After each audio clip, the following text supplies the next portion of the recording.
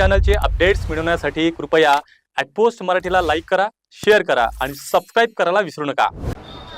मराठा समाज खारघर यांच्या वतीने आयोजित शिवजयंती उत्सव सोहळ्यासाठी उपस्थित असलेले आपण सर्व,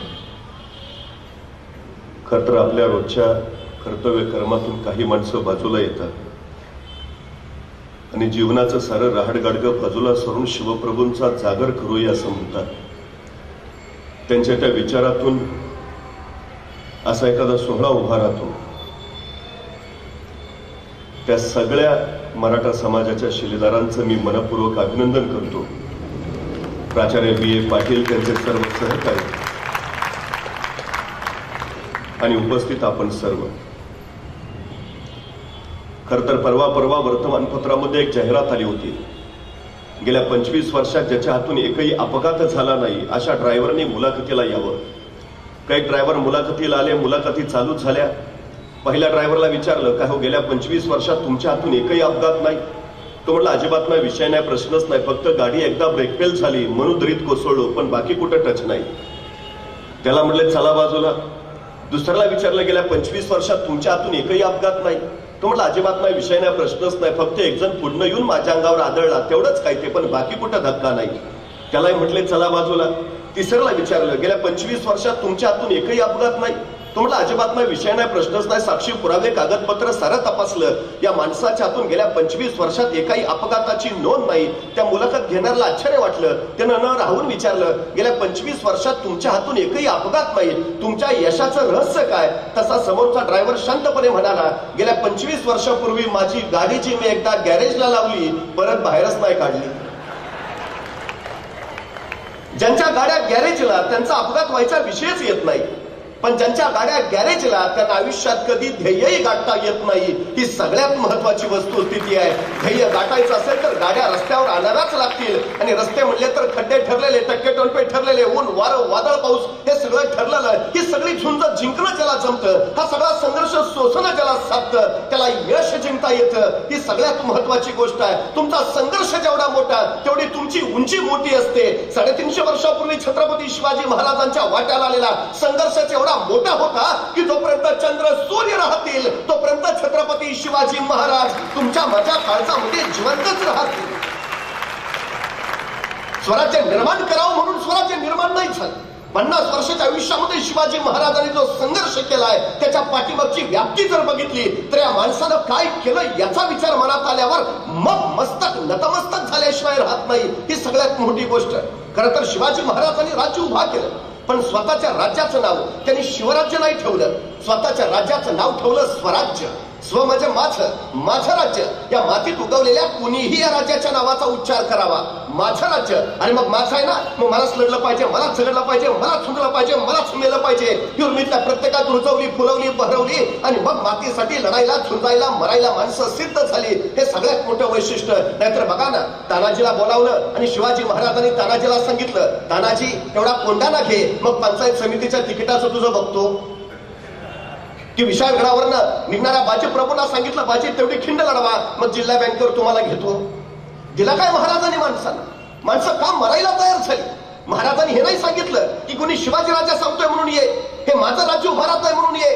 शिवछत्रपतींनी स्पष्ट सांगितलं, हे तुझं राज्य आहे, तुला जर वाटत असेल तुझ्या राज्यासाठी काहीतरी करावं तर ये, तुला जर वाटत असेल तुझ्या पोरी बाळी सुरक्षित राहाव्यात तर ये, तुला जर वाटत असेल तुझ्या पोरी बाळींची अब्रू राखावी तर ये, तुला जर वाटत असेल तुझ्या उद्याच्या पिढ्या सुखात नांदाव्यात तर ये, तुला जर वाटत असेल तुझ्या डोईवर सुखाचं छत्र उभा राहावं तर ये। कुणी शिवाजी राजा सांगतोय म्हणून नव्हे, आणि स्वतःचं राज्य म्हणून माणसं या प्रवाहात सामील झाली।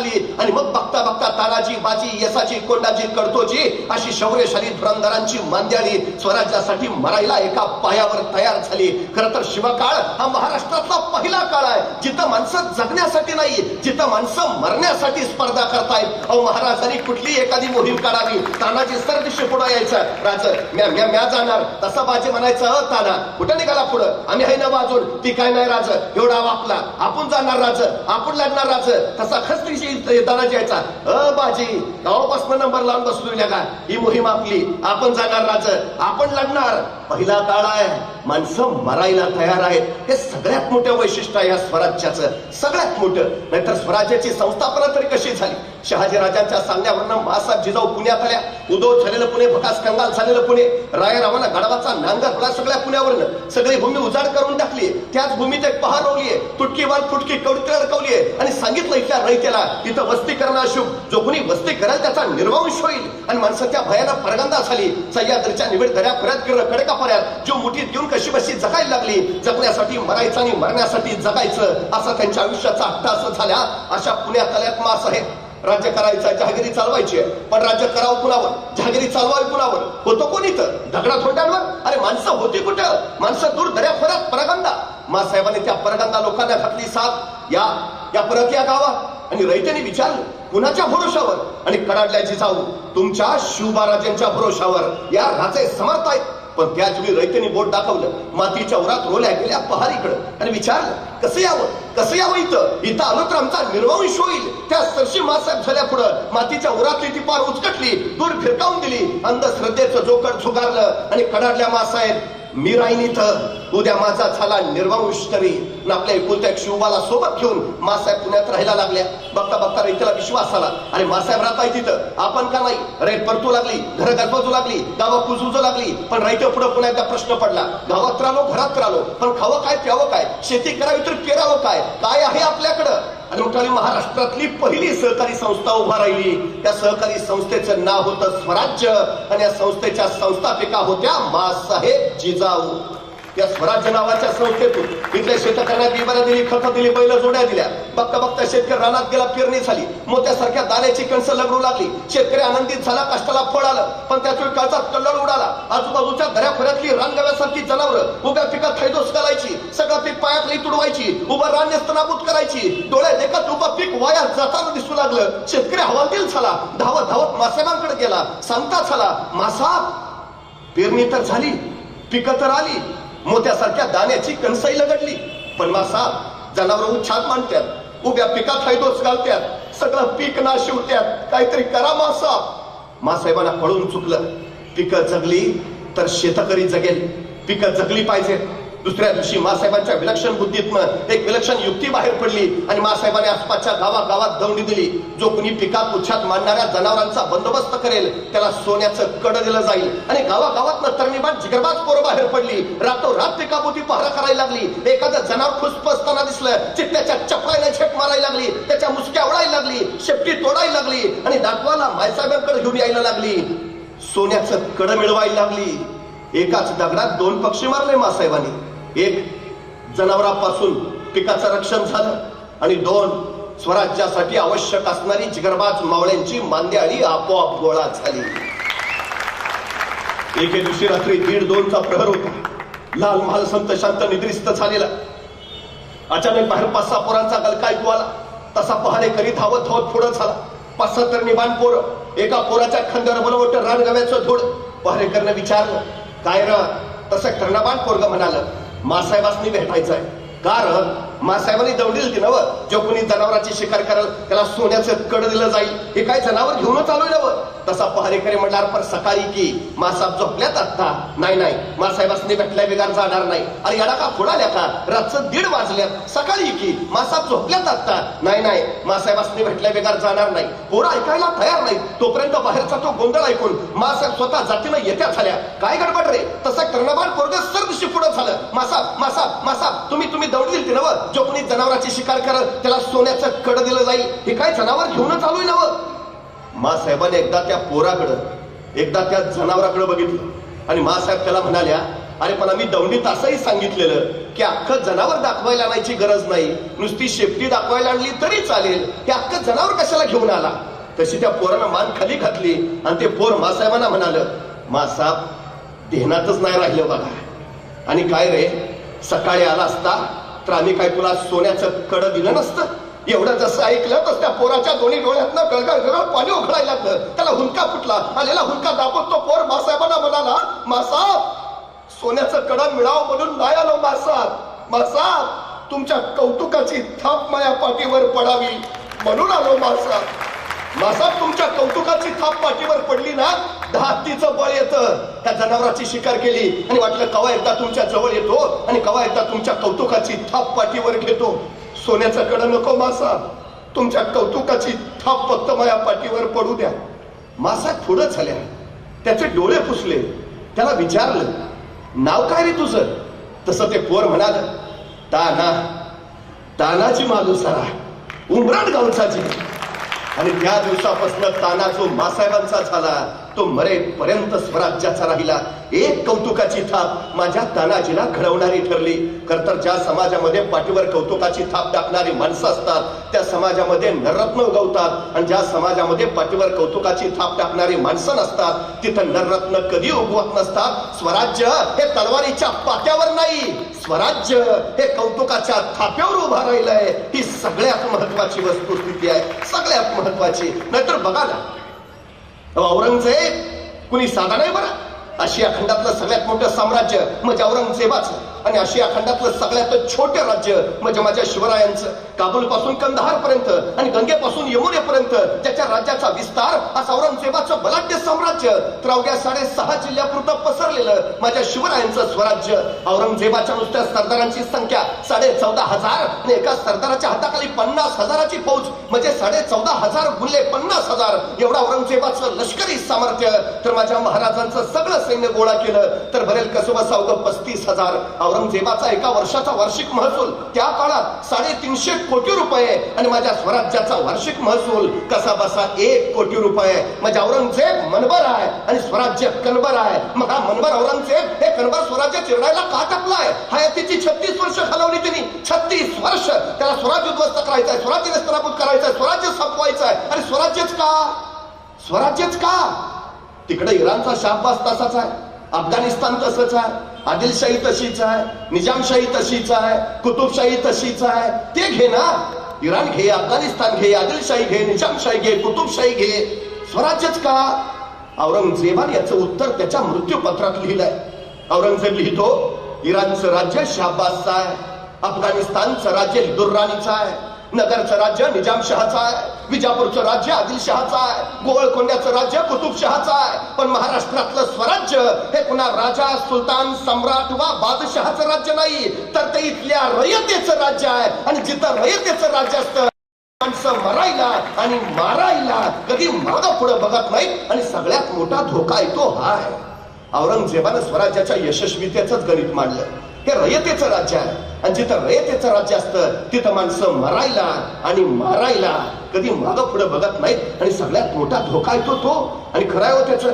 त्या बुंदेलखंडाचा छत्रसाल बुंदेल आलाय महाराजांकडं. तो महाराजांना म्हणाला, महाराज आपण जसं महाराष्ट्रात स्वराज्य उभा केलं तसं आता आपण माझ्या बुंदेलखंडात यावं आणि मलाही राज्य उभा करून द्यावं. महाराज म्हटले, पहिला चालता हो, मी तुझ्याकडे यावं, तुला राज्य उभा करून द्यावं, मग तू राज्य करणार.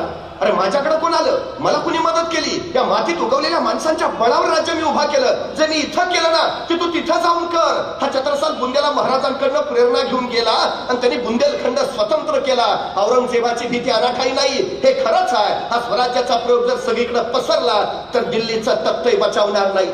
खरंच आहे. अहो तेही जाऊ द्या. व्हिएतनाम नावाचं छोटस राष्ट्र आहे. राष्ट्र म्हणतो मी, मुंबई जिल्हा एवढंही नाही पण राष्ट्र आहे. गेली 36 वर्ष झाली अमेरिकेसारख्या बलाढ्य सल्तनतला झुंजवताय. 36 वर्ष झाली बलाढ्य अमेरिका या एवढ्याशा व्हिएतनामला अजून पराभूत नाही करू शकली. कारण काय माहितीये? कारण या व्हिएतनामच्या चौकामध्ये शिवाजी महाराजांचा पुतळा आहे. व्हिएतनाम मध्ये त्या व्हिएतनामचा स्वातंत्र्य सेनानी हो ची मिन्न नाव त्याची समाधी आहे व्हिएतनाम मध्ये. त्याच्या समाधीवर काय लिहिलंय माहितीये? त्याच्या समाधीवर लिहिलंय, छत्रपती शिवाजी महाराजांचा मावळा येथे चिरविश्रांती घेतो आहे. व्हिएतनाम मध्ये. अहो तेही जाऊ द्या. अमेरिकेच्या बोस्टन विद्यापीठामध्ये MBAच्या पोरांना 100 मार्काचा पेपर आहे. शिवाजी दी मॅनेजमेंट गुरु अमेरिकेत. तेही जाऊ द्या. पाकिस्तानच्या पाठ्यपुस्तकात शिवाजी महाराजांवर धडा आहे, आदर्श राजा असा असावा. पाकिस्तानात जगातली 110 राष्ट्र शिवाजी महाराजांच्या गुरिल्ला युद्ध तंत्राचा अभ्यास आपल्या अभ्यासक्रमात करतायत. मला प्रश्न पडतो, सगळं जग शिवाजी महाराजांचा अभ्यास करतंय, माझ्या देशातल्या माझ्या पोरांच्या पाठ्यपुस्तकात शिवाजी महाराज किती आहेत?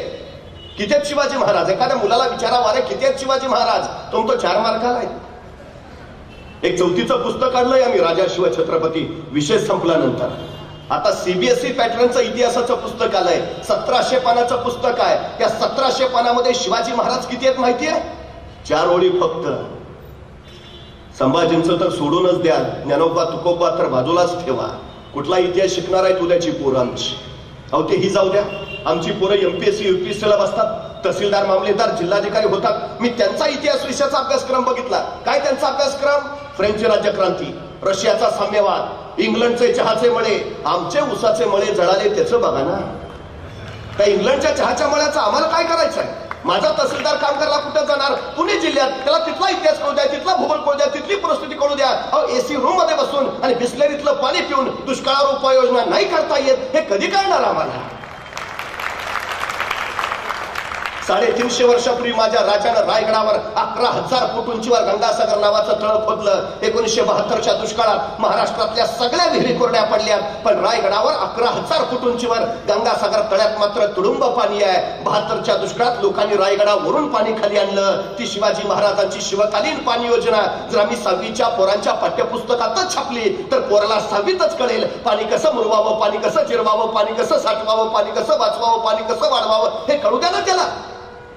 महाराजांच्या काळात माईकचा शोध लागला नव्हता, हे ध्वनी क्षेपणाचं तंत्र विकसित झालं नव्हतं. पण जा रायगडावर, एखाद्याने सिंहासनाजवळ उभा राहा, दुसऱ्याने नगारखान्याखाली या. नगारखान्याखाली कितीही हळू आवाजात बोला, सिंहासनावर ते स्पष्ट ऐकू येतं. आजही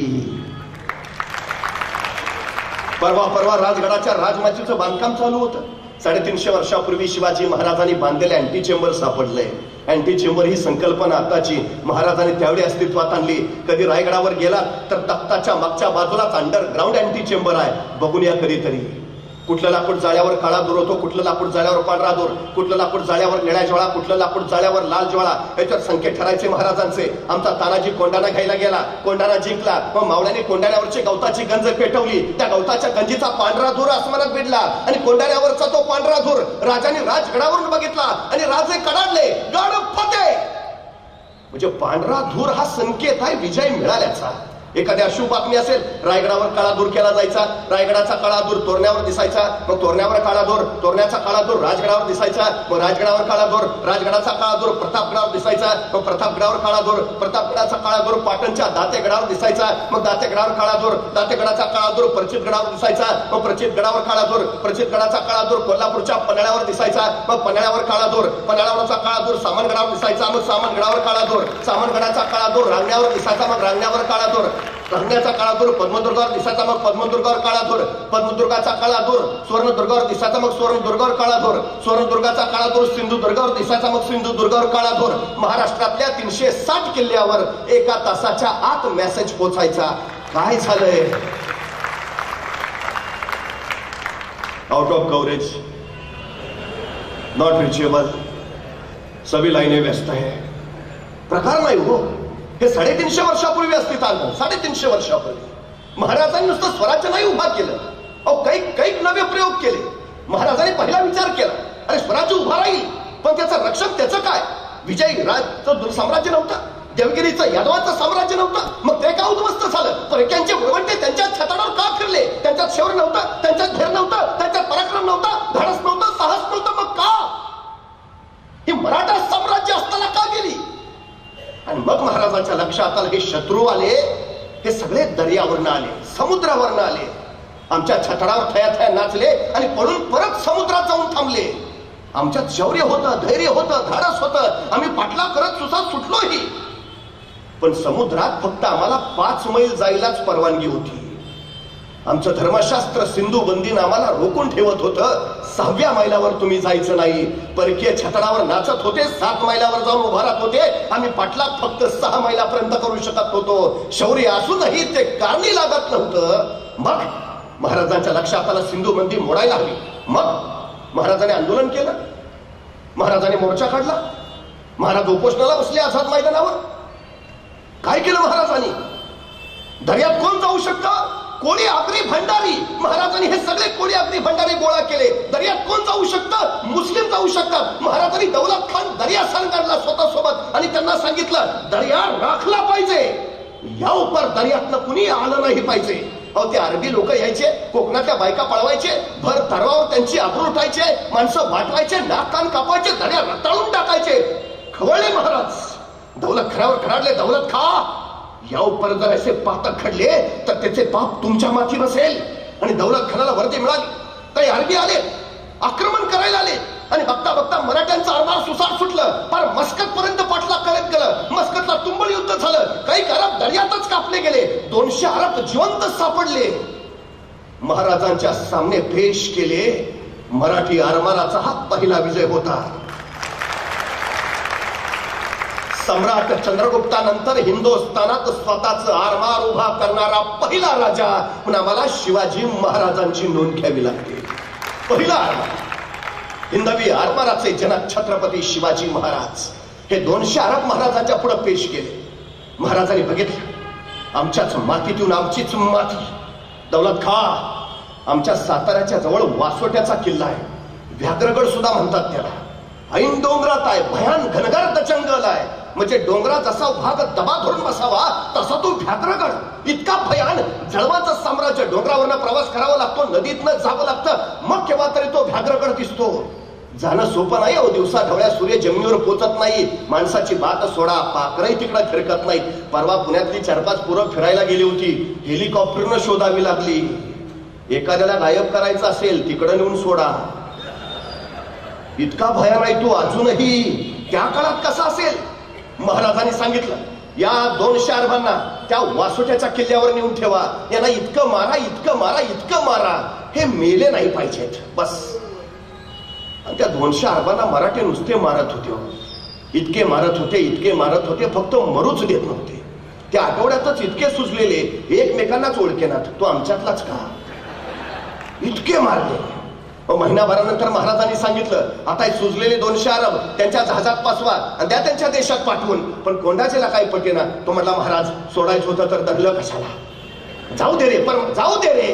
आदेश होता महाराजांचा. हे सुजलेले 200 अरब त्यांच्या जहाजात बसवले, दिले त्यांच्या देशात पाठवून. पण कोंडाचेच्या डोक्यातला काही प्रश्न जाईना. त्यांनी महाराजांना परत विचारलं महाराज सोडायचं होतं तर धरलं कशाला. मग महाराज म्हणले कोंडाजी आता हे सुजलेले त्यांच्या देशात जातील, त्यांच्या प्रांतात पोचतील, त्यांच्या गावी येतील, त्यांच्या घरापुढे उभा राहतील, दार ठोठावतील, त्यांच्या बायका दार उघडतील, दारात यांना पाहतील आणि म्हणतील आमचे हे घरात नाहीत, नंतर या. यांच्या बायका यांना ओळखायच्या नाहीत कोंडाजी. आणि उद्या चुकून जर कुणी तिरक्या नजरनं महाराष्ट्राकडे निघाला, पहिला हा आडवा जाईल. कुठे निघाला? महाराष्ट्रात नको जाऊ, महाराष्ट्रात नको जाऊ. भयानक आहे तो राजा. आमची काय हालत केली माहितीये ना, नको जाऊ. ताप नाही परत माझ्या महाराष्ट्राकडे तिरक्या नजरनं कुणी बघायची. महाराजांनी दहशत बसवली. कुणी नाही परत दर्यावर, एकही आक्रमण नाही. त्याच्यानंतर आक्रमण झालं फक्त आता 26/11ला. 350 वर्षापूर्वी महाराजांनी सांगितलं महाराष्ट्राला धोका जमिनीवरनं नाही, महाराष्ट्राला धोका समुद्रावरनं आहे. 26/11चा दहशतवादी हल्ला झाला. मग आम्हाला कळालं महाराज म्हणत होते ते खरं होतं. पण काय गेली 350 वर्ष आम्ही महाराज फक्त डोक्यावर घेऊनच नाचत बसलो. आम्ही महाराज डोक्यात कधी घातलेच नाहीत. डोक्यावरून मिरवण्यापेक्षा डोक्यात जर महाराज घातले असते तर 26/11चा दहशतवादी हल्ला सुद्धा रोखता आला असता. हे 350 वर्षापूर्वी केलं महाराजांनी. पण महाराजांना त्याच वेळी जाणीव आहे जी माणसं दुसऱ्याच्या खांद्यावर उभा असतात ती केव्हाही ढासळतात, पण जी माणसं स्वतःच्या पायावर उभा असतात त्यांना कोसळण्याचा धोका नसतो. स्वराज्य उभा करायचा आहे पण स्वतःच्या पायावर उभा केलं पाहिजे. अहो तत्कालीन काळात जहाजं इंग्रजांकडनं घ्यावी लागायची, तोफा पोर्तुगीजांकडनं घ्याव्या लागायच्या, दारुगोळा डाचांकडनं घ्यावा लागायचा. आणि त्यांनी जर देणं बंद केलं तर परिस्थिती कधी उद्भवू शकते. महाराजांनी त्याचा विचार केला. महाराजांनी कुडाळ डिचोलीला दारुगोळ्याचे कारखाने काढले. रत्नागिरी जिल्ह्यातल्या विजयदुर्गला जहाज बांधायचा कारखाना काढला आणि मुंबई जवळच्या कल्याणला आरमाराची गोदी काढली. स्वराज्य स्वतःची शस्त्र बनवण्यासाठी स्वयंपूर्ण झालं. महाराजांची गलबत त्यावेळी दरी असायची, पण त्या गलबतात वजनदार तोफा ठेवल्या की त्या वजनानं ती जहाज डचमळायची. जहाज डचमळ की नेम चुकायचा, उपयोग नव्हता. आणि तोफेचा गोळा पुढे सुटला, दाब मागं पडला की जहाज पाण्यात पडायचं. महाराज विचार करायला लागले काहीतरी केलं पाहिजे. आणि अखेर महाराजांनी विचार केला. महाराज इथं कल्याणच्या कारखान्यात आले, सगळ्या कामगारांना गोळा केलं. मी सांगतो तसं जहाज तयार करा, मी सांगतो तसं. आणि महाराजांनी सांगितलं असं असं असं, आणि तसं तसं जहाज तयार झालं. तत्कालीन काळात पाण्यावर अत्यंत जलद गतीनं पडणार, किती वजन ठेवलं तरी पाण्यात न डचमळणार, तोफ्याचा गोळा पुढे सुटला, दाब मागं पडला तरी पाण्यात न बुडणार, असं विलक्षण जहाज महाराजांनी तयार केलं. ज्या इंग्रजांकडनं महाराजांना जहाज विकत घ्यावी लागायची, त्या इंग्रजांनी महाराजांना पत्र पाठवलं, तुम्ही तयार केलेलं जहाज आम्हाला विकत देता का? त्या जहाजाचं नाव ठेवलं संगमिरी जहाज. ही स्वराज्याची निर्मिती आहे. शिवछत्रपतीने इतका या हिंदुस्थानात दुसरा सृजनशील आणि निर्मितीक्षम राजा झाला नाही, अजिबात नाही. नवनिर्मिती करायला प्रोत्साहन दिलं. नंतर बघा ना, शिवाजी महाराजांनी प्रत्येकाला यश कशात आहे स्वराज्याचं, या स्वराज्यात प्रत्येक जण सामील झाला. जोपर्यंत जनता तुमच्या सोबत नसते, तुम्हाला राज्य करता येत नाही. असं सरकार लोकप्रिय असू शकत नाही. सरकार लोकप्रिय तेव्हा होतं त्यावेळी जनतेला ते सरकार आपलं वाटतं. महाराजांनी ते केलं. वचननामा काय स्वराज्याचा? रस्ते नीट करतो,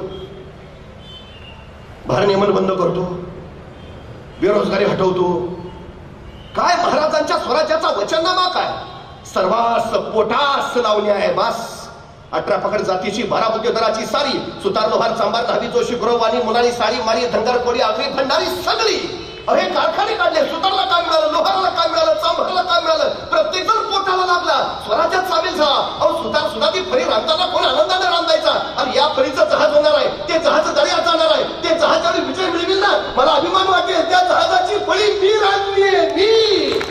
प्रत्येक जण सामील करून घेतला, प्रत्येक जण. स्वराज्याचं यश याच्यात आहे. आणि त्याच्यापेक्षा महाराजांनी प्रत्येकाला जबाबदारी दिली. ही जबाबदारी तुझी.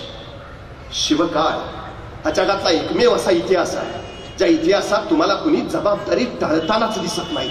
एकदा दिली ना दिली बस, परत बघायचं नाही त्याच्याकडे. तो काम पूर्ण करणारच कोण विश्वास होता. आणि मावळ्याने तो राखलाही होता.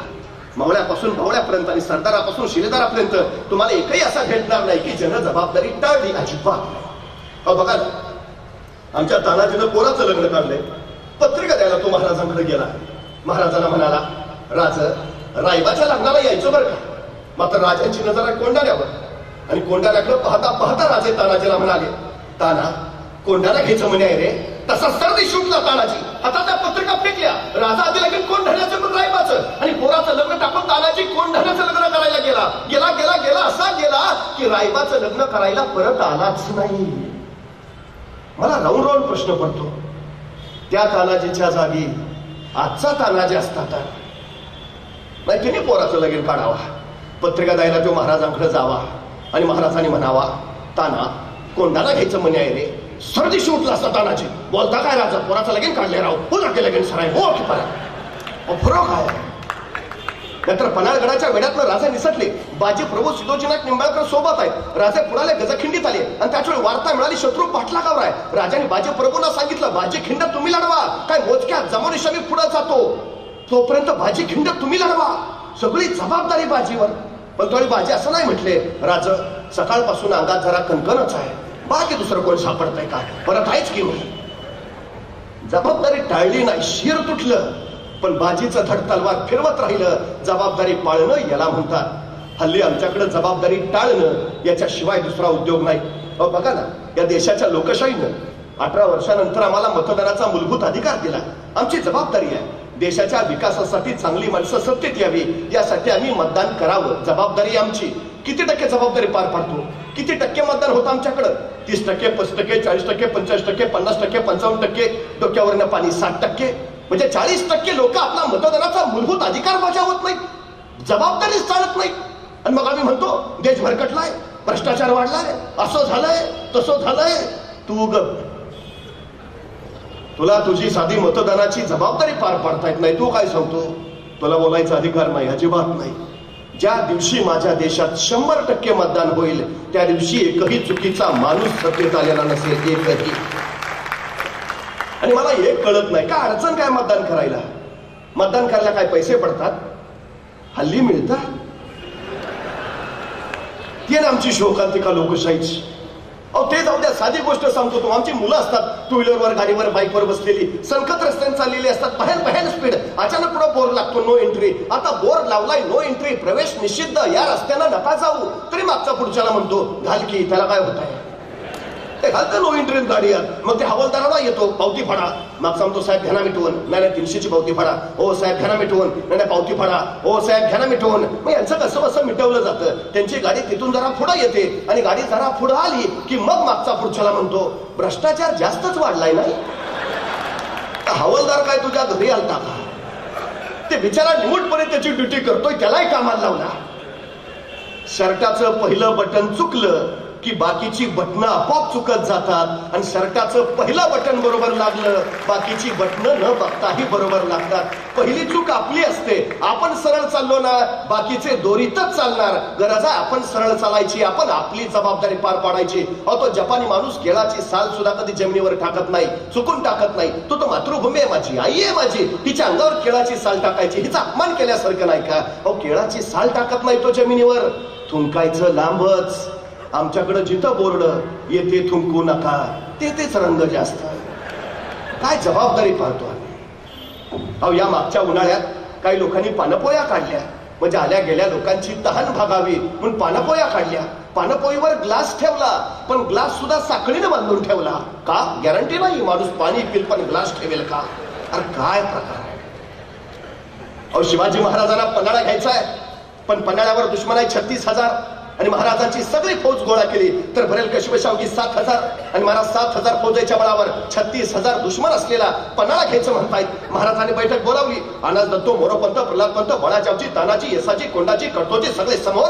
आणि महाराजांनी विचार पन्हाळा घ्यावा म्हणतो, पण पन्हाळ्यावर दुश्मन 36,000. कोण जातो, कोण जातो, कोण घेतो पन्हाळा? अहो सगळे चिडीचूप. दुसऱ्याच्या मतदारसंघात जाऊन निवडून येणं सोपं आहे का? 36,000 दुश्मन आहे तिथं. महाराजांनी पुन्हा विचारलं, कोण जातो, कोण जातो, कोण घेतो पन्हाळा? तसा उठून उभा राहिला कोंडाची. महाराज म्या जातो, म्या घेतो पन्हाळा. भले पट्टी शाबास, कोंडाची घ्या, तुम्ही पन्हाळा घ्या. वा. आणि मग महाराजांनी विचारलं, पण कोंडाजी पन्हाळ्यावर दुश्मन 36,000, तुम्हाला तुमच्या सोबत किती फौज हवी, किती हवी फौज? तसा कोंडाजी म्हटला, द्या 50-60 मावळं. राजे म्हणले 50-60 मावळं? कोंडाची 36,000 दुश्मन आहे, 50-60 काय मागता? तसा कोंडाजी म्हटला, तसं काहीच नव्हतं मागणार, पण ते लईच विचित्र दिसलं असतं म्हणून म्हणलं त्या 50-60 मावळं. अरे काय माणूस, एकटा जायला तयार आहे, एकटा लढायला तयार आहे, एकटा जबाबदारी घ्यायला तयार आहे.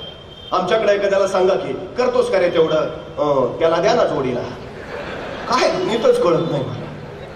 अहो ते आमच्याकडे मुलगी बघायचा एक सोहळा असतो. ते नवरा मुलगा, त्याचे मित्र, घरातले सगळे ज्येष्ठ असे सगळे मिळून मुलगी बघायला जातात. मग ते मुलगी दाखवण्याचा कार्यक्रम चालू होतो. मुलगी दाखवली जाते, मग ते प्रश्न वगैरे विचारून होतात. मग ते पोहे, चहा वगैरे सगळं आटपतं आणि मग सगळं आटपत निघालं. मग कुणीतरी एखादा ज्येष्ठ म्हणतो, आता नवऱ्या मुलानं सांगाव मुलगी कशी आहे. आता नवऱ्या मुलावर पाळी आली की नवरा मुलगा शेजारच्या मित्राला कोपरान बसवतो, तुला कशी काय वाटते? अरे त्याला काय करायचं? तेवढी तरी जबाबदारी घे ना. काय जबाबदारी टाळण्याशिवाय उद्योग नाही. माझा कोंडाजी एकटा जायला तयार आहे, माझा कोंडाजी एकटा लढायला तयार आहे. तरी महाराजांनी त्याला 1,500ची फौज दिली, सोबत तानाजी दत्तोना दिलं आणि कोंडाजी निघाला. 6 मार्च 1673 रात्रीच्या 12:30 वाजता कोंडाजी पन्हाळ्यावर पोहोचला. रात्रीच्या 12:30 वाजता. आता महाराजांच्या सगळ्या लढाया रात्रीच्या, दिवसा हालचाल नाही. कोंडाणा घेतला रात्री, तोरणा घेतला रात्री, पुरंदर घेतला रात्री आणि त्यातल्या त्यात निम्म्याच्या वर लढाया अमावस्येच्या रात्री. म्हणजे दिवस शुभ आहे का, मुहूर्त काढलाय का, प्रस्थानाची वेळ काय, प्रकार नाही. हल्ली आमच्याकडे फॅड बाहेर. आमच्या घरातला करता माणूस कामाला बाहेर पडतो, 5-6 पावलं जातो, 7व्या मिनिटाला परत घरात. बायको विचारते काय झालं, मांजर अडवं गेलं. मला राऊंड प्रश्न पडतो, त्या मांजरला काय वाटत असेल हे अडवं गेलं.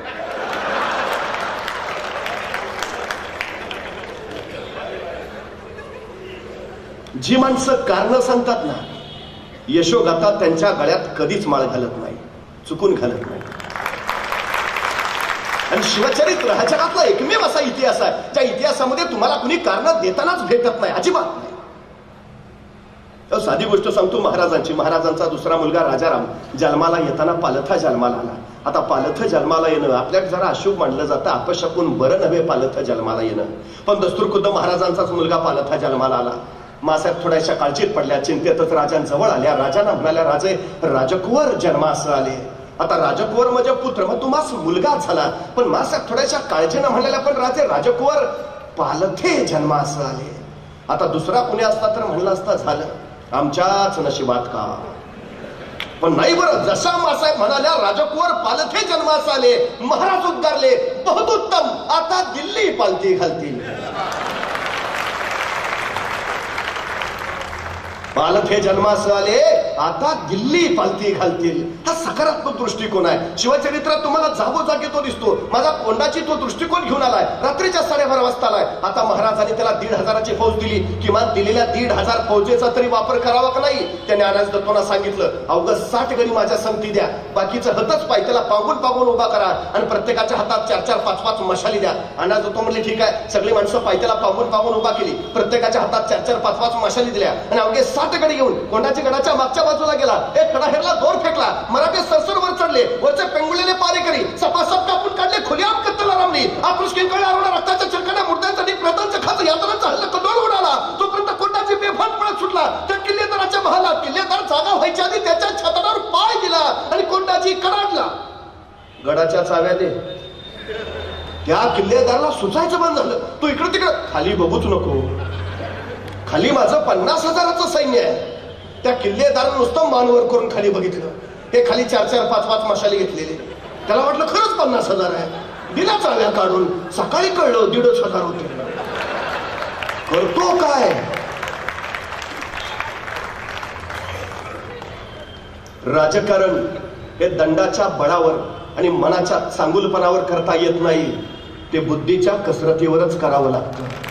आणि महाराजांचं सारं राजकारण हे बुद्धीच्या कसरतीवर आहे. नाहीतर बघा ना, पन्हाळ्यावर दुश्मन आहे 36,000. महाराजांची सगळी फौज गोळा केली तर भरेल 7,000. पण महाराज असं नाही म्हटले, त्यांची 36,000 आहे, आपली 7,000 आहे. बघू पुढच्या पंचवार्षिकला 20,000 करून मग करू हालचाल.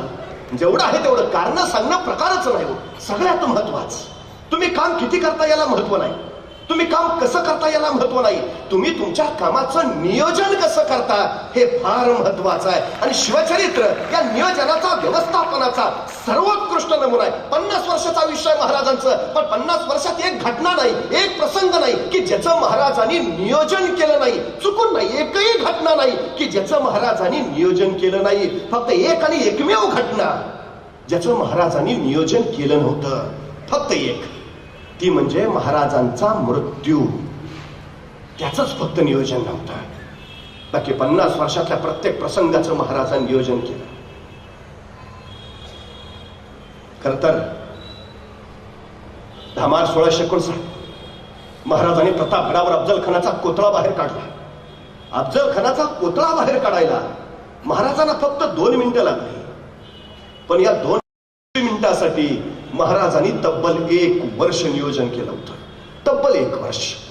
40,000च्या फौजेनिशी आलेल्या अफजल खानाला प्रतापगडावर आणण्यापासून ते भेटीचा दिवस आणि भेटीचा वक्त ठरवण्यापर्यंत नव्हे, सोबत कोण माणसं घ्यावी कोण नको याच्या पलीकडे. बघा ना, खानाची छावणी खाली माचीवर आहे. राजे गडावरून खाली येणार आहे. राजाने भेटीचा वक्त निवडला बरोबर दुपारी 12:35. आता 12:35 का? कारण सूर्य बरोबर माथ्यावर येतो. मग आता सूर्य माथ्यावरच का? तर राजे गडावरनं निघाले तर सूर्याच्या त्या लक्क प्रकाशात खानाची छावणी हालचाल स्पष्ट दिसावी. पण खानानं जर राजांकडे बघायचं म्हटलं तर सूर्याची किरण त्याच्या डोळ्यात घुसावी, त्याला काही दिसू नये. वक्त बरोबर दुपारी 12:35. 12:30 वाजता गड सोडलेले राजे खानाच्या छावणीच्या बाहेर दुपारी बरोबर 2 वाजता पोहोचले. आता सोबत माणसं कोण महाराजांच्या? तानाजी आहे, यसाजी आहे, बाजी आहे, कडतोजी आहे, कोंडाजी आहे. यापैकी कुणी नाही. महाराजांनी या वक्ती घेतला जीवा महाला. या वक्ती सोबतीला घेतलाय संभाजी कावची. तुम्ही शिवचरित्र सगळं बघा. एक व्यक्ती परत महाराजांनी परत नाही वापरली. चुकून नाही. कुठलंही घ्या. एक चाल महाराजांनी पुन्हा नाही वापरली. कुठलीही घ्या. अफजल खानाला भेटून मारलं पण शाहिस्ता खानाला लाल महालात जाऊन कापलं. प्रत्येक वेळी चाल वेगळी आहे, प्रत्येक वेळी माणसं वेगळी आहेत. जीवा महाला तुम्हाला प्रतापगडाच्या युद्धातच भेटेल, परत पन्हाळ्यावर नाही. कोंडाजी तुम्हाला पन्हाळ्यावरच दिसेल, तू पुरंदरावर नाही. तानाजी तुम्हाला कोंडाण्यातच दिसेल, तो परत रायरेश्वरावर भेटणार नाही. प्रत्येक युद्धात, प्रत्येक प्रसंगात महाराजांनी माणूस वापरलाय अचूक, योग्य. कुठला माणूस कुठल्या वेळी कसा अचूक वापरावा याचं अद्भुत तत्वज्ञान महाराजांकडे आहे. महाराजांनी या वक्ती घेतला जीवा महाला का? कारण समोर सय्यद बंड आहे दानपट्टा फिरवणारा, त्याच्यासारखा दानपट्टा फिरवायचा मजा हवा फक्त जीवा. सोबत आहे संभाजी कावची हत्तीसारखा धिप्पाड. आता तोच का? कारण दस्तूरखुद्द अफजल खान तसा आहे. आखाड्यात पैलवान उतरवायचे झाले तर एकाच गटाचे असावेत, म्हणजे कुस्ती रंगते. माणसाची निरख आणि माणसांची पारख शिकावी नाही, ती महाराजांकडनं. निघाले राजे आणि चालता चालता अचानक जीवा महालाला म्हणाले, जीवा कात्री आहे काय? आता जीवाला काय कळेना, अफजल खानाला मारायला निघाले, तलवार घेतली असेलच की, कात्री कशाला? महाराजांनी पुन्हा विचारला, जीवा कात्री आहे का? आता जीवा नाभिक समाजाचा. जीवा म्हणला, ऐक काढ काढ. पण महाराज काढ रे. पण जीवा आमची दाढी बारीक कर, आमची दाढी बारीक कर, इतकी बारीक कर की अफजल खानानं हातात धरायची म्हटली तर त्याच्या हातात नाही आली पाहिजे. किती मायक्रो प्लॅनिंग आहे. निघाले महाराज, पण प्रत्येकाला नियोजनानुसार जबाबदारी वाटून दिली. जीवा महालाला सांगितलं, तू अफजल खानाकडे बघायचं नाहीस, तू माझ्याकडे तर अजिबात बघायचं नाहीस, तू कृष्णाजी भास्करांकडे बघायचं नाहीस, तू फक्त सय्यद बंडा बघायचा, फक्त आणि फक्त. संभाजी कावजीला सांगितलं, तू आत नको येऊस, तू शामियानाच्या बाहेरच उभा राहा. आत काय चाललंय तुला देणं घेणं नाही, पण चुकून जर अफजल खान बाहेर आला तर त्याला जिवंत ठेवायचं नाही, एवढं मात्र लक्षात ठेव. प्रत्येकाला जबाबदारी वाटून दिली आणि राजे निघाले. शामियानात आले. यह शिवाजी करत अफजल खान उठून उभा राहिला. तरी बाहू फैलावले, आओ शिवाजी राजे. आणि राजे अफजल खानाच्या पिटीत गेले. खानाची पिटी आवडली आणि त्यामुळे खानाची कटार राजाच्या अंदर कपड्यात सरतीशी निसटली. दगा चालवला, भागणं निघाली, खूप असली भागणं खानाच्या पोटात. दगा करत खान कडातला, त्यातलं कृष्णाची भास्कर धावला, राजाच्या मस्तकावर वार केला. राजा बेसावत अचानक सय्यद बंडाचा दान पट्टाला आणि मस्तक छाटला. त्याचवेळी जीवाचा दान पट्टा सय्यद बंडाचा दान पट्ट्याचा छाटून रिकामाही झाला आणि इतिहास पुटपुटला. होता जीवा म्हणून वाचला शिवा.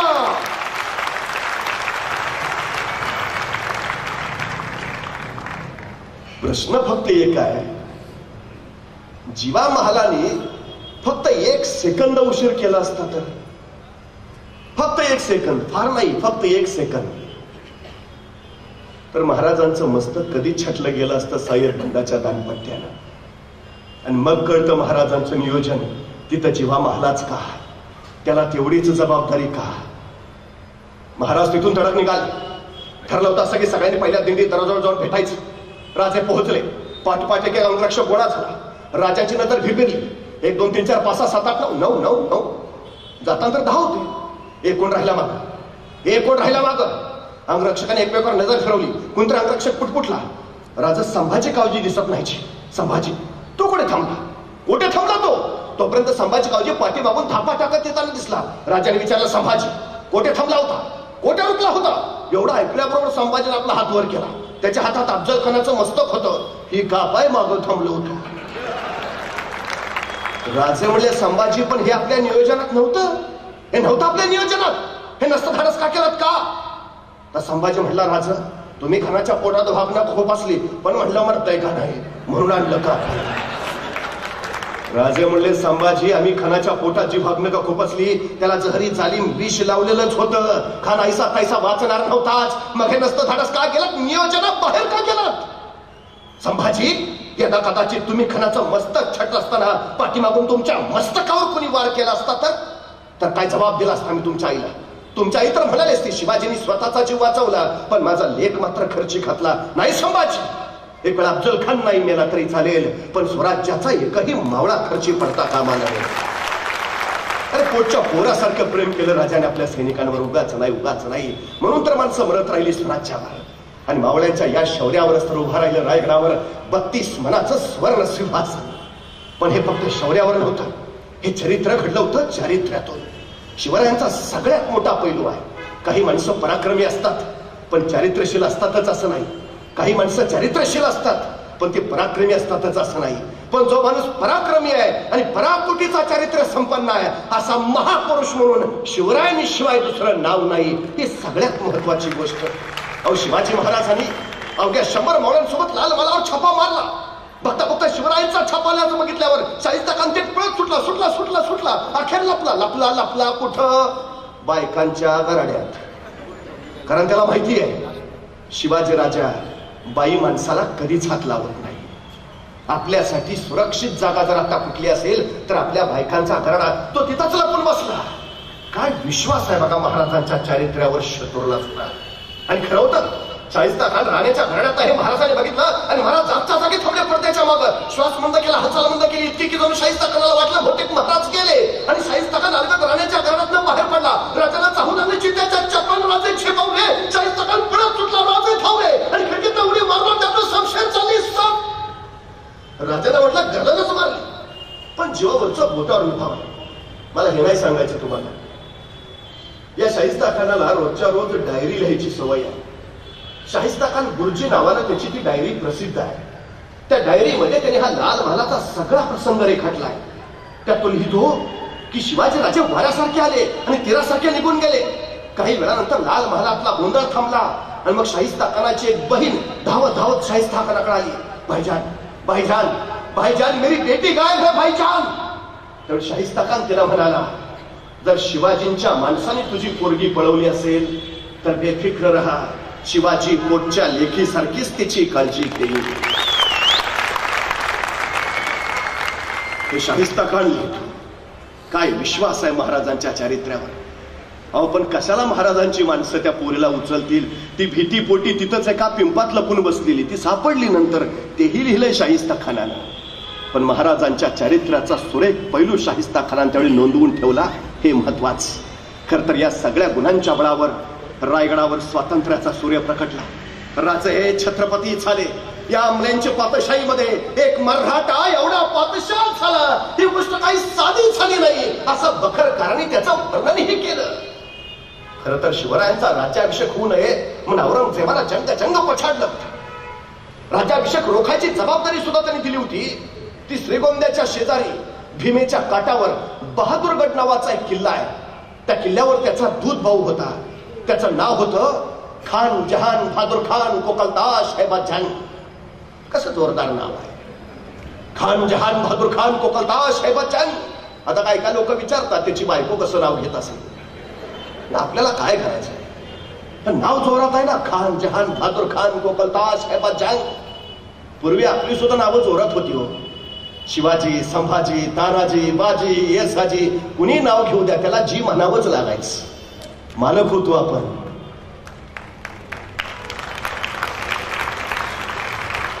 वजनच होतो नावात.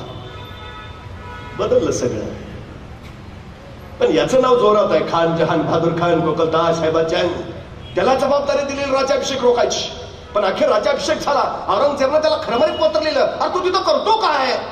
या बहादूर खान औरंगजेबाला उत्तर पाठवलं, हुजूर बहुतेक खुदाचीच इच्छा होती शिवाजी छत्रपती व्हावे.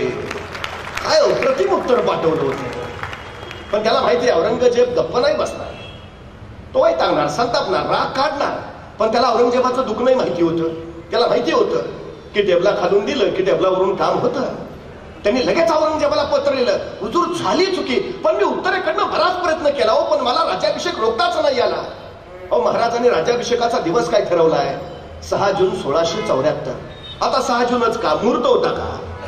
नाही हो. औरंगजेब राज्याभिषेक उद्ध्वस्त करणार आहे महाराजांना माहिती होतं. तो येणार हेही माहिती होतं. 6 जून जाणीवपूर्वक निवडला कारण 7 जूनला मृग नक्षत्र चालू होतं. रायगडावर रोरावत्या पावसाच्या सरी अशा कोसळतात की राज्याभिषेक उद्ध्वस्त करायला आलेला शत्रू रायगडावर पोचेल खरा, परत काय जाईल. जाणीवपूर्वक हे नियोजन आहे हो बारीक. अखेर राज्याभिषेक झाला. त्यांनी सांगितलं मी केला प्रयत्न पण नाही झाला. पण हुजूर मी इथं बहादूरगडावर 1 कोटी रुपये नगद गोळा करून ठेवले आणि 200 दक्षिणी घोडी, बस एवढा पावसाळा संपू द्या. हे 1 कोटी रुपये आणि 200 घोडी लगेच आग्र्याला तुमच्याकडे पाठवून देतो. औरंगजेबानं वाचलं बहादूरगडावर 1 कोटी. वा वा वा, छान छान छान, लवकर लवकर पाठवून देणे. इथनं पुढे जाणार नीट राहा. त्याचा राग निम्मा खाली. पण बहादूर गडावर 1 कोटी नगद आहेत ही बातमी जेवढ्या वेगात आग्र्याला औरंगजेबाला कळाली त्याच्या दुप्पट वेगात ती रायगडावर महाराजांना समजली. रायगडावर समजली बहादूर गडावर 1 कोटी नगद आहेत. महाराज म्हटले बरं झालं, नाहीतर राज्याभिषेकाला खर्च झालाच होता. आणि महाराजांनी बोलावलं आपले सरसेनापती हंबीरराव मोहिते ना. हंबीरराव मोहिते आले. महाराज म्हणाले हंबीरराव बहादूर गडावर 1 कोटी नगद आहेत. हंबीरराव म्हणले आणतो. दोघांत संवादच नाही दुसरा. महाराज म्हणाले बहादूर गडावर 1 कोटी नगद आहेत. हंबीरराव म्हणले आणतो. हंबीरराव असं नाही म्हटले गॅरंटी आहे का, उगा हेलपाटा व्हायला नको. पण मी काय म्हणतो पावसाळा झाल्यावरच गेलो तर नाही का चालणार. नाही जरा सर्दीचाही त्रास आहे, अलर्जी आहे मला. कारण नाहीत. महाराज म्हणाले बहादूर गडावर 1 कोटी नगद आहेत. हंबीरराव म्हणले आणतो. परत आणणं सोपं आहे. बहादूर गडावर 35,000ची खरी फौज आहे. 1 कोटी आणायचे तर त्या 35,000 फौजेचा मुकाबला करावा लागेल. म्हणजे किमान 40-45,000 फौज घेऊन जावं लागेल. रायगडावर तेवढी फौज होती. स्वराज्याची पद्धत अशी की दसऱ्याला सीमोल्लंघन करावं, स्वराज्य संवर्धनासाठी बाहेर पडावं, अक्षय तृतीयेला परत यावं आणि शेतीच्या कामाला लागावं. महाराजांचा राज्याभिषेक उरकून स्वराज्याचं सगळं सैन्य आपल्या शेतीच्या कामाला गेलंय. रायगडावर सैन्य. मग आमच्याकडे दंगल झाली, आणीबाणी आली की राज्य राखीव दल येतं. राज्य राखीव दल ही संकल्पना सुद्धा शिवाजी महाराजांची. रायगडावर कायम 10,000ची रिझर्व्ह फोर्स असायची कायम. हंबीररावांनी त्याच 10,000 फौजेतले 9,000 आपल्या सोबत घेतले. 1,000 रायगडाच्या रक्षणासाठी ठेवले. त्या घेतल्या 9,000 फौजेचे परत 2 भाग पाडले. एक भाग केला 7,000चा, दुसरा भाग केला 2,000चा. 2,000ची फौज हंबीररावांनी स्वतः जवळ घेतली आणि हंबीरराव रायगडावरून निघाले ते पुणे सोलापूर हायवेनी सांडस पाटस करत श्रीगोंद्याच्या अलीकडं म्हणजे बहादूरगडाच्या अलीकडं करकुमला येऊन थांबले. आणि 7,000 उरलेली फौज घेऊन त्यांचा सरदार निघाला. तो रायगडावरनं पुण्यात आला, पुण्यातनं रांजणगाव, रांजणगाववरनं शिरूर, शिरूरवरनं नगर आणि नगरवरनं तो श्रीगोंद्याच्या म्हणजे बहादूरगडाच्या दिशेने निघाला. ही 7,000ची फौज जशी नगर सोडून बहादूरगडाच्या दिशेने वळाली त्याने अवघा हल्ला कल्लोळ करायला सुरुवात केली. हर हर महादेव, जय भवानी, जय शिवाजी ढोल असे पडवायला सुरुवात केली. बघता बघता धुळा उठत राहिला, नगरा वाजत राहिला, हल्ला कल्लोळ माजत राहिला. तो हल्ला कल्लोळ बहादूरगडाच्या कानी गेला आणि खेर धावत धावत गेला. हुजूर क्या हुआ? ते आले. कोण? मराठे हुजूर. मराठे दिवसा, तिथं रात्री येतात. दिवसा कसे आले? अहो हुजूर खरंच आले. बघता बघता तो हल्ला पळून बहादूर खरंच्या कानावर पडला आणि त्याची खात्री पडली. आले आले खरंच आले, दिवसाच आले. पण जर ती दिवसा आलेत भयानक आले असणार. हे रात्री 100-100, 200-200 येतात, छापे मारतात. पण 35,000 फौज आहे बहादूरगडावर हे माहिती असताना दिवसा आले. याचा अर्थ 40-45 तरी हमखास निश्चित असणार. बहादूर खानानं लगेच बहादूरगडावरची 35,000 फौज बाहेर काढली. वॉचमन गेटमनच ठेवले तिथं आणि निघाला मराठ्यांच्या रोखानं. इकडून मराठी हर हर महादेवचा जागर करत निघाले, तिकडून बहादूर खान यलगार तत्ता धिंदिन करत निघालाय. दोन्ही फौजा द्वेषात निघाल्यात. बघता बघता तुंबळ युद्ध माजणार, बाहेरनं गंदन होणार. बघता बघता दोन्ही फौजा समोर आल्या. यलगार तत्ता धिंदिन करत बहादूर खान उसळत राहिला. हर हर महादेव करत मराठे झेपावत राहिले. दोन्ही फौजा समोर आल्या. आता युद्ध पेटणार, तुंबळ लढाई होणार, तलवारी उगारल्या गेल्या आणि वार होणार. अचानक मराठ्यांनी रिव्हर्स गिअर टाकला, भागो. त्या बहादूर खानाला सुचायचं बंद झालं. अरे काय पद्धत आहे करावं? अशी असते का लढाई? आला मराठे पुढं मोगल मागं, मराठे पुढं मोगल मागं. 3-4 मैल पाठलाग चालू राहिला. 6 मैलाच्या पुढं मराठे निघून गेल्यावर मग बहादूर खान म्हणला रुक जाओ, भाग गए. मला वाटलं 40-50 हजार असतील, हे तर फक्त 7,000 आहे. आपलं 35,000 सैन्य बघूनच बहुतेक पळून गेले. आता नाही यायचे परत, धाडसच नाही होणार त्यांचं. चलो वापस. बहादूर खानाची सगळी फौज वळाली, निघाली बहादूरगडाच्या दिशेनं. 2-3 मैलच गेली तेवढ्यात मागचा हेर ओरडला, हुजूर मराठे परत आले. आता मात्र बहादूर खानाचं डोकं फिरलं. आणि ही काही लपाछपी चालली करावं, हा काय प्रकार असतो का? असा गर्दीशी सगळं सैन्य वळवलं. तिकडून मराठे जोशात येत आहेत. मोकळ सोडत सैतान मराठे काय उद्योग करतील, नियम नाही, फसवतील, खेळतील आणि अंगावर येतील एकदम. सगळ्या सैनिकांना सांगितलं सावध राहा, सजग राहा, सैतान हे मराठे. परत सगळं मोगल सैन्य त्वेषा निघालं, तावा निघालं. इकडून मराठे सुद्धा त्या जोशात निघाले. हर हर महादेवची किलकारी फुलू लागली. बघता बघता जय भवानीचा जागर झाला. मोगलांची फौज नजदीक आली. आदेश दिला बहादूर खानानं, तलवारी उचलल्या गेल्या. आता वाराची पावचार होणार. बघता बघता तलवारी उचलल्या गेल्या आणि युद्ध होणार. मराठ्यांनी परत रिव्हर्स गिअर टाकला, भागो. बहादूर खान संतापला. काय चाललंय काय प्रकार आहे का? चला मराठे पुढं मोगल माग, मराठे पुढं मोगल माग, 3-4 मैल मोगलांनी पाठलाग केला. परत बहादूर खान म्हणला, रुक जाओ, आता नाही यायचं परत, चलो वापस. सगळं मोगलांचं सैन्य निघालं परत फिरून बहादूरगडाकडं. 5-6 मैलच गेलं, तेवढ्यात मागचा हे परत ओरडला, हुजूर मराठे परत आले. आता मात्र डोकं फिरलं, आता सोडायचं नाही, पळतील तिथपर्यंत ताणायचं. हे दिवसभर खेळवत बसतील आपल्याला, अजिबात नाही, काय नाही, बस वळवा सगळं सैन्य. बरं वैतागलेलं, रागवलेलं, 2 वेळा मराठ्यांनी फसवलंय, 3ऱ्या वेळा परत आता काय जाते तिथपर्यंत ताणायचं बस. इकडून मराठे जोशात आले, तिकडून मोगल त्वेषात. आता वेळ दवडायचा नाही, बस लगेच हल्लाच करायचा, वळूच द्यायचं नाही मराठ्यांना. मोगल तितक्या भयान वेगात आले, मराठी त्याच जोशात, आणि बघता मोगलांच्या तलवारी उचलले गेल्या, वार होणार, मराठ्यांनी परत रिव्हर्स कर टाकला, भागो. पण बहादूर खान ठरलं, आता सोडायचं नाही, आता जातील तिथपर्यंत ताणायचं. बस मराठे पुढं मोगल माग, मराठे पुढं मोगल माग.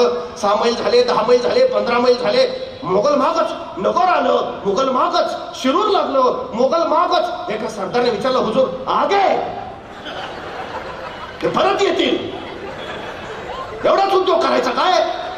चल मराठे पुढं मोगल माग, मराठे पुढं. रांजणगाव लागलं, मोगल मागच. मराठे पुण्यात पोहोचले, मोगल मागच. पण मराठे जसे पुण्यात पोहोचले, काही मराठे सासवडच्या घाटात, काही मराठे कात्रच्या घाटात, आणि काही मराठे सिंहगडच्या घाटात. बहादूर खान पुण्यात आला खरा, पण मराठे कुठं दिसायचं ना. कहा गए? यही तो थे. त्याला सगळं मोगलांचं सैन्य दऱ्या खोऱ्या कडे कपऱ्या पालत्या घालायला लागलं, मराठे सापडेच ना. अहो त्याला काय माहिती आहे, सह्याद्रीच्या दऱ्या खोऱ्यात फक्त 3घच फिरू शकतात, एक वारा, दुसरा वाघ, आणि तिसरे मराठे. 4थ्याचं काम नाही.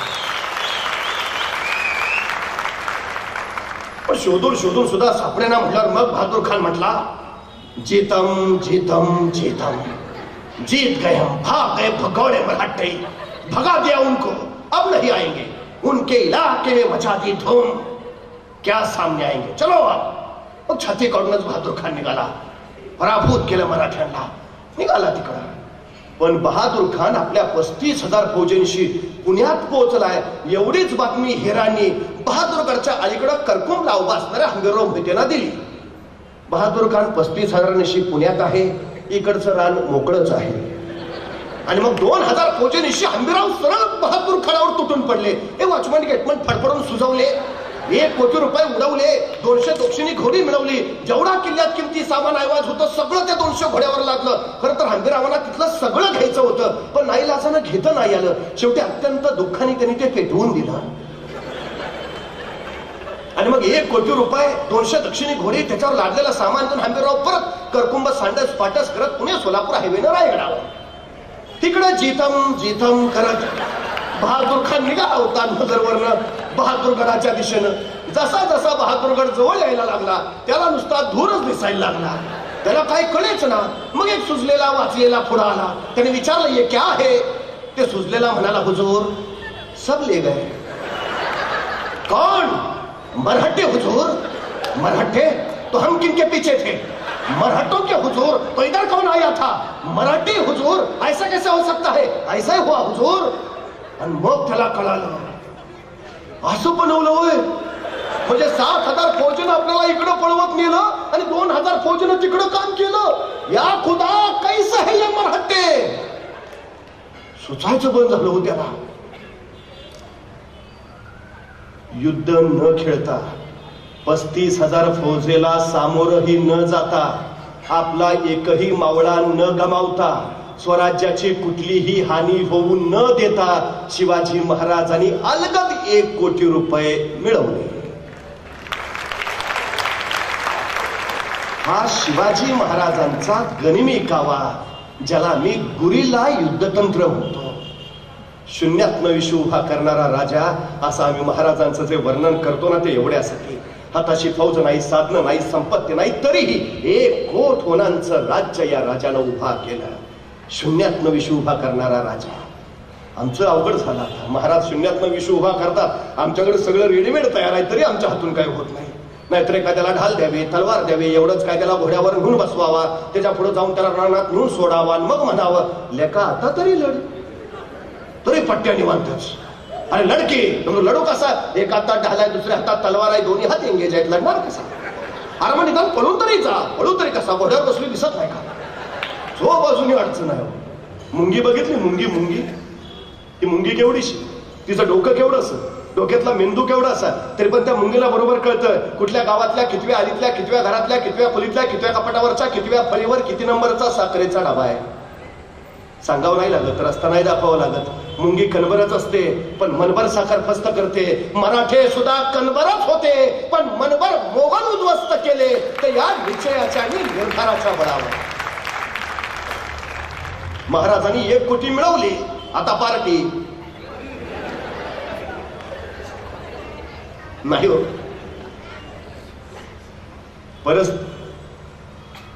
परिणामांची जाणीव न ठेवता जी माणसं कृती करतात ती कायम अपयशी ठरतात आणि परिणामांची जाणीव ठेवून जी माणसं कृती करतात ती कायम यशस्वी होतात. 1 कोटी पळवण्यापुरता डाव नव्हता. महाराजांनी त्याच्यानंतर काय परिणाम होतील याची चाहूल घेतलेली. त्यांना माहिती आहे बहादूर खान गप्पा नाही बसणार. तो नगरचं सैन्य गोळा करेल, नाशिकचं सैन्य गोळा करेल, औरंगाबादचं सैन्य गोळा करेल, तब्बल लाखाची फौज, त्याची 35,000 आणि लाखभर घेऊन तो रायगडावर हल्ला करेल. रायगडावर जर त्यांनी आता या समयी हल्ला केला तर आपली फौज किती? 10,000. मुकाबला होईल कसा? मग त्याचं आक्रमण रोखलं पाहिजे. कधीपर्यंत? आपलं सैन्य परत येईपर्यंत. आपलं सैन्य गावातून परत कधी येणार? पावसाळा संपल्यावर, म्हणजे 4 महिन्यांनी. म्हणजे 4 महिने बहादूर खानाचा रायगडावरचं आक्रमण रोखलं पाहिजे. सुरू झालं राजकारण आणि महाराजांनी मग आपला वकील काझी हैदर तो पाठवून गेला बहादूरगडावर. काझी हैदर बहादूर खानाची भेट घ्यायला आले पण बहादूर खान भेटच घेणार. ते बाबा बनवतात फार. राजकीय वकिलाची भेट घ्यावी असा राजनैतिक नियम आहे. नाही लाजाने त्याला भेटावं लागलं. मग ते काझी हैदर आले. बहादूर खानाने विचारलं, हा क्या है? मग काझी हैदर साहेब म्हणाले, हुजूर आपल्यावर कोसळलेल्या प्रसंगाची आम्हाला तीव्र जाणीव आहे. अशा दिवसा ढवळ्या 1 कोटी हातातून जाणं याचं दुःख साधं नाही. पण हुजूर चुकून झालं. It's an accident. अपघात होता तो. आमच्या महाराजांना तुमच्या शक्तीची जाणीवच झाली नाही आणि म्हणून घडलं चुकून. पण जशी तुमच्या शक्तीची जाणीव झाली आमच्या महाराजांना प्रचंड पश्चाताप झाला. 3 दिवस आतल्यात जळतायत होते. 3 दिवस झालं जेवले नाहीत. शेवटी आज आम्हाला म्हणाले, काजी साहेब तुम्ही स्वतःचा बहादूर खान साहेबांना सांगा की आम्ही विनाशर्त तुम्हाला 10 किल्ले द्यायला तयार आहे. संभाजीराजांना तुमच्याकडे चाकरला पाठवायला तयार आहे आणि हुजूर तुम्ही म्हणाल तेव्हा, तुम्ही आदेश द्याल तेव्हा आमचे स्वतः महाराज 10,000 फौजेनिशी तुमची सेवा करायला यायला तयार आहेत. एवढं ऐकलं तसा बहादूर खानानं उडीच मारल्या. 10 किल्ले विनाट. संभाजी महाराज मग आताच घेऊन यायचं ना संभाजीला. मग शिवाजी महाराज कधी येत आहेत? काजी साहेबांना कळलं, मासा गळाला लागला. मग काजी साहेब म्हणले, नाही हुजूर हे आमचे महाराज सगळं तुम्हाला देणारच आहे, देणारच आहे. फक्त आमच्या महाराजांची एक छोटीशी अट आहे. काय काय काय काय काय नाही, हे जे आमचं महाराज सगळं तुम्हाला देणार आहेत म्हणजे 10 किल्ले, संभाजी महाराज स्वतः येणं, ह्या सगळ्याला फक्त औरंगजेब बादशांची मान्यता हवी. बस एकदा बादशांचे शिक्क्याचे कागद आले हे सगळं तुम्हाला मिळाले. बहादूर कमला त्यात काय दिलं दिलं दिलं. बरं आता आजच्यासारखी पद्धत नाही. लगेच औरंगजेबाचा मोबाईल नंबर फिरवला, हा बादशाचे आलेत वकील महाराजांच्या, देतो म्हणतात 10 किल्ले संभाजींना पाठवतायत, महाराज स्वतः येत आहेत. हो नाही फक्त शिक्क्याचे का ईमेल करताय, नाही व्हॉट्सअपलाच पाठवून द्या. नव्हता हो काळ तसा. काय हवंय हे माहिती घेऊन इथून सांडणी स्वार आग्र्याला जाणार. त्याला पोहोचायला लागणार 2 महिने. तिथून तर औरंगजेबाचे शिक्क्याचे कागद घेणार, परत महाराष्ट्रात येणार, यायला लागणार 2 महिने. झाले किती? आक्रमण किती काळ रोखायचं आहे? पेडगावच्या शहाण्याची म्हण ऐकली? पेडगावचे शहाणे ऐकली असेल प्रत्येकाने. हा बहादूरगड पेडगाव मध्ये आहे आणि हा तिथला शहाणा बहादूर खान. त्याच्यावरनं म्हण पडली पेडगावचे शहाणे. त्याला कळलंच नाही काही. आता शिवाजी महाराज 10 किल्ले द्यायला तयार आहेत, संभाजीनं पाठवायला, मग हल्ला करायची गरज काय? 4 महिने तो निवांत. इकडं महाराजांनी मात्र या 4 महिन्यात 80,000 फौज रायगडावर गोळा करून ठेवली आणि मग महाराज म्हटले ये आता कधी पण तिकडून औरंगजेबाला पत्र पाठवलं 4 महिन्यानंतर. अहो मानाचा हत्ती पाठवला बहादूर खानाला. साधा पराक्रम नाही हा. अहो दख्खन घ्यायला आलेले सरदार 1 खण घेता आला नाही त्यांना. औरंगजेबाच्या कुठल्याही सरदारला गड जिंकता आला नाही महाराजांचा आणि या बहादूर खानानं 10 किल्ले ऐके मिळवले. केवढा मान सन्मान औरंगजेबानं केला, मानाचा हत्तीच पाठवला. बघितल्यावर बहादूर तर काय बेफाम खुश. त्यांनी लगेच आपले 2 वकील त्यांना सांगितलं, हे शिक्क्याचे कागद घ्या, पहिली रायगडावर जा, ते घेऊन या 10 किल्ले, संभाजी महाराज काय काय देताय ते पटकन. मग बहादूर खानाचे वकील रायगडावर गेले, महाराजांनी भेटायला बोलावले. मग महाराजांनी विचारलं, काय आहे? नाही, ते तुमचे वकील आले होते आमच्याकडे. कोण? ते काजी हैदर. कशाला? ते तुम्ही नाही का आमचे 1 कोटी पळवले? कधी? अहो तुमचे ते हंबीरराव आलते. कुठं? आमच्या बहादूरगडावर. कशाला? अहो 1 कोटी पळवायला. कुणाचे? अहो आमचे पळवले ना. त्याच्यानंतर तुमचे वकील आले, मग ते म्हणले 10 किल्ले देतो, संभाजी महाराजांना चाकरला पाठवतो. दारदी सुटले महाराज. तुमच्या त्या बहादूर खानानं तलवारीचा साकुटला ते दिमाग दाखवा मास की आमचा पुत्र धडावा त्याच्याकडे, तुरंत चालते व्हा, नाहीतर अपमान पावाल. मान खाली घालून गेले हो वकील. तिकडे बहादूर खान वाटच बघत होता. जसे वकील आले तसा पुढे गेला. क्या क्या क्या हुआ? वकील म्हटले, पुन्हा फसवलो. डोकं मारून घ्यायची पाळलेली बहादूर खानाची. बरं आता करतो का? त्यात सगळं कळवलंय औरंगजेबाला. शिक्क्याचे कागद आता काय? या बहादूर खानानं प्रामाणिकपणे परत सगळं औरंगजेबाला कळवलं की त्या शिवाजीने आम्हाला परत फसवलं. एवढं कळाल्यावर औरंगजेबानं या बहादूर खानाला खरमरीत पत्र लिहिलं. ते खरमरीत पत्र खरं तर आम्ही आमच्या पोरांच्या पाठ्यपुस्तकात छापायला पाहिजे. औरंगजेब लिहितो, अरे तुम्ही माझे सरदार, इथून प्रचंड खजाना घेऊन जाता, अफाट बचमियत घेऊन जाता, बलाढ्य सैन्य घेऊन जाता, तिथं त्या सह्याद्रीच्या दऱ्याखोऱ्यात त्या शिवाजी राजाबरोबर लुटूपुटूच्या लढाई खेळता आणि नंतर मला कळवता त्या शिवाजीने आम्हाला फसवलं. अरे तो शिवाजी तुम्हाला फसवतो तरी कसा आणि तुम्ही फसता तरी कसे? बहादूर खानानं याही प्रश्नाचं उत्तर पाठवलं. तो म्हणला, हुजूर तुम्ही मला विचारलं तो शिवाजी राजा आम्हाला फसवतो कसा आणि आम्ही फसतो कसे? हुजूर तो शिवाजी राजा आग्र्यात सुद्धा आला होता, तुम्हाला कसं फसवलं? आम्हालाही तसंच फसवलं. आपल्या पुऱ्या हयातीत औरंगजेब चुकून महाराष्ट्रात आला नाही. त्याला भीती होती. अहो सरदारांचा पराभव झाल्यावर किमान त्यांच्यावर रागावता तरी येत आहे, पण शिवरायांनी आपलाच पराभव केला तर रागवायचं कुणावर? चुकून नाही आला तो. मी जाणीवपूर्वक विधान करतो. छत्रपती शिवाजी महाराज हे 17व्या शतकातले आंतरराष्ट्रीय कीर्तीचे सेनापती आहेत. जगात तुलना नाही, आंतर जगात नाही, अजिबात. जगात जेवढे जेवढे सेनापती होते, जेवढे जेवढे बलाढ्य योद्धे होते, महाराजांनी त्यांचा सपशेल पराभव केलाय. सपशेल. महाराजांच्या 50 वर्षाच्या कालावधीत त्यांच्या समोर जे जे शत्रू आले त्यातले फक्त 2च भारतीय होते, फक्त 2. बाकीचे उरलेले सगळे परकीय परदेशातले होते. त्यांच्या त्यांच्या देशातले मानांकित सेनानी होते. फक्त 2 इथले. एक अफजल खान, तो भारतीय आहे, या मातीतला आहे तो, आणि दुसरा मिर्झा राजा जयसिंग, तो इथला आहे. हे 2च भारतीय महाराजांच्या सामने आलेले, पराभूत झालेले. बाकी सगळे परदेशातले आहेत. त्याचे लाल महालात बोट छाटली. तो अबू तालिब, मिर्झा नवाब, शाइस्ता खान, तुर्कस्तानचा आहे तो, तुर्कस्तानचा नवाब. औरंगजेबाचा सख्खा मामा आहे. त्या तो प्रति औरंगजेब बंगाल जिंकून दिलाय त्यांनी. असा भलाढ्य सेनानी महाराजांनी 3 बोटं छाटली.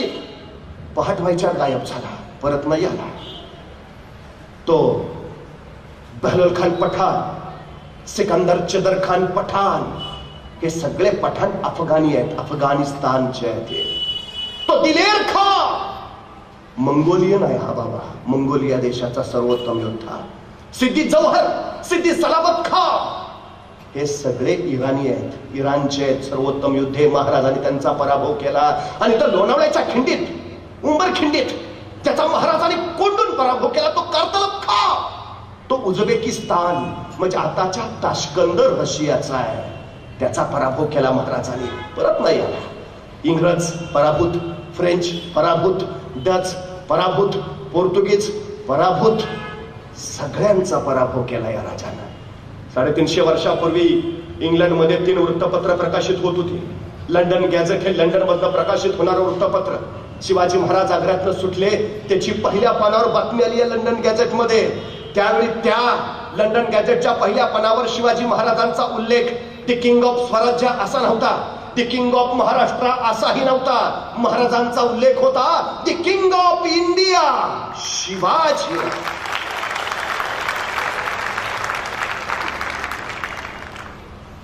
सर्वोत्तम, सगळ्या क्षेत्रातला राजा. मी वारंवार सांगतो, विष्णू शास्त्री चिपळूणकर एका ठिकाणी असं म्हणाले होते की मी मराठी भाषेतला शिवाजी आहे. म्हणजे शिवाजी नुसतं नाव नाही, शिवाजी नुसतं कर्तृत्व नाही, शिवाजी नुसतं नेतृत्व नाही, तर शिवाजी हे सर्वोच्चतेचं परिमाण आहे. मला काय व्हायचं आहे? माझ्या क्षेत्रातलं शिवाजी व्हायचं आहे, सर्वोत्तम. बस मी शेती करत असेल, अशी शेती करेन की जिल्ह्यानं म्हटलं पाहिजे नाद नाही करायचा, हा शेतीतला शिवाजी आहे. शिवाजी म्हणजे सर्वोत्तम होणं. खरं तर या शिवजयंतीला तुम्ही काय करता मला माहित नाही, पण किमान ज्या गडकोटाने महाराजांचं हे स्वराज्य वैभव उभा केलं त्या गडकोटांकडे जात चाला. तुम्ही तिथं गेल्यावर तुम्हाला किती आनंद होईल हे मला माहिती नाही, पण तुम्ही तिथं आल्याचा त्या गडकोटांना मात्र नक्की आनंद होईल एवढं मात्र सांगतो. अहो, गेल्या महिन्यात बांधलेला पूल मागच्या आठवड्यात ढासळला आणि लोक विचारायला लागली काय मिक्सर वापरलं होतं कुणास ठाऊक. पण 350 वर्षापूर्वी महाराजांनी बांधलेले गड मात्र अजून जसेच्या तसे आहेत. लोक विचारतात महाराजांनी काय मिक्सर वापरला असेल कुणास ठाऊक. खरं तर मिक्सर काय वापरला असेल खरंच कुणास ठाऊक, पण त्या मिक्सर मध्ये प्रामाणिकपणा होता एवढं मात्र नक्की. त्या मिक्सर मध्ये इमानदारी होती एवढी मात्र नक्की. तो प्रामाणिकपणा बघायचा असेल तर त्या गडकोटांकडे जरूर जा. इमानदारी जाणायची असेल तर त्या गडकोटांकडे जा. तिथला मातीचा एखादा ढेकूळ कधी हातात घ्या, पाण्यात टाका. त्या पाण्यावर जो तवंग उठेल तो तवंग सुद्धा या मातीसाठी खर्ची पडलेल्या मावळ्याच्या रक्ताचा असेल. तिथला पत्तर ना पत्तर माझ्या मावळ्याच्या जीवनाची चित्रकथा सांगेल मातीसाठी कसं लढावं, कसं जगावं आणि कसं मरावं. ही तीर्थस्थान आहे, तो आमची प्रेरणास्थान आहे आमची. मी परवा पुण्यात होतो एका किल्ले स्पर्धाच्या उद्घाटनाला. माझ्या आधी एक जण बोलता बोलता म्हणाले मी राजस्थानला गेलो, आहा काय तिकडचे महाल, काय जपलेत त्यांनी. त्या उत्तरेतले गडकोट जसेच्या तसे काय ठेवले. तो दिल्लीचा लाल किल्ला, अहो काय जसाच्या तसा. तो आग्र्याचा ताजमहल काय जपलाय. आणि आमच्या महाराष्ट्रात सगळं ढासळलंय, सगळं कोसळलंय. मला वाईट वाटलं, रागही आला.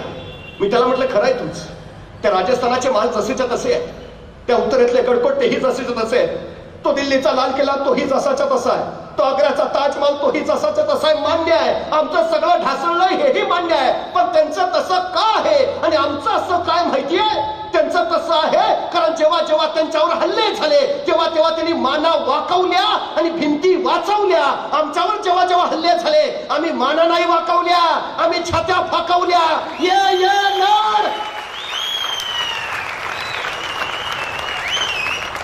त्यांच्या महाराजांमधनं फक्त नुपुराचे झनत्कार आणि पैंजनाचे स्वर निनादलेत. माझ्या भिंतीमधनं हर हर महादेवचे जागर झालेत. त्यांच्या भिंतीमधनं मद्याचे प्रवाह व्हायलेत आणि माझ्या भिंतीमधनं रक्ताचे पाठ धावलेत. अभिमान आहे मला, माझ्या किल्ल्याचा बुरुज ढासळलाय, हो ढासळलाय, पण स्वराज्याचं रक्षण करताना तोपेचा गोळा खाऊन ढासळलाय. तटबंदी कोसळली, हो मान्य आहे, पण स्वातंत्र्याचं रक्षण कसं करावं हे सांगताना कोसळली ती. अभिमान आहे मला. पण जेवढं कोसळलं तेवढं बस झालं.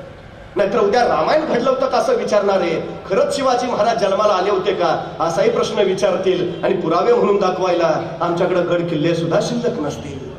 उद्याच्या पिढीसाठी ही प्रेरणा असताना म्हणून जपली पाहिजे. अहो, त्या अमेरिकेला इतिहास नाही. 350 वर्षापूर्वी ते राष्ट्र जन्माला आलं, 350 वर्षापूर्वी. पण 350 वर्षापूर्वीचा दगड सुद्धा त्यांनी काचेत ठेवलाय दगड त्यांनी. का 350 वर्षापूर्वीचा आहे दगड काचेत, का 350 वर्षापूर्वीचा आहे. अहो, त्यांनी दगडाची स्मारकं केली, आम्ही स्मारकांची दगड करून टाकली. आमच्या पूर्वजांचा हा जाज्वल्य इतिहास आम्ही जपायला हवा.